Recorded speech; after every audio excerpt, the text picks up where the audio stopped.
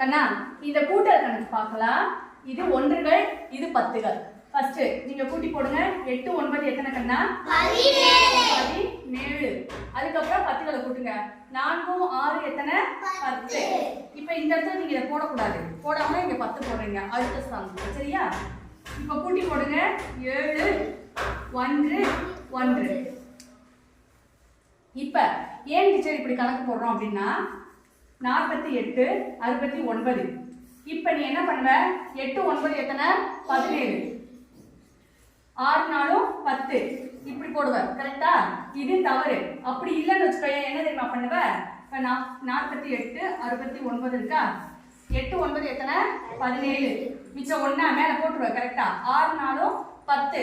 இந்த 1 கூட்ட மாட்டேன். அப்போ என்ன பண்ணுவ? 10 இப்படியே போட்டுருவ. அப்போ இதுவும் தவறு தான். கொஞ்ச நாளைக்கு நீ பயிற்சி எடுக்கிறதுக்கு இந்த முறையில் போடு. முதல் இதற்கு 2ஐயும் கூட்டி கீழே போடணும். அதுக்கப்புறம் இது 2ஐயும் கூட்டி அதுக்கு கீழே போடணும். போடுறப்ப அந்த ஃபர்ஸ்ட் இடத்த விட்டுறணும்.